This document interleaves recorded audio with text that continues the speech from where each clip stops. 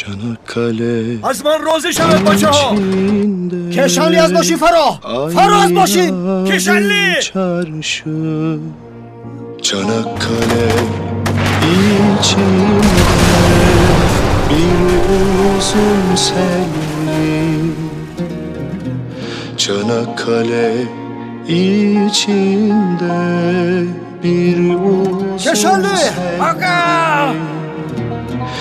Kimimiz nişanlı, kimimiz evli ایستد ایستد ایستد کشنلی Gençliğime الهو جهیده باشد. کشانی اگر از باشی نه جهیده باشی تو رو میکشم.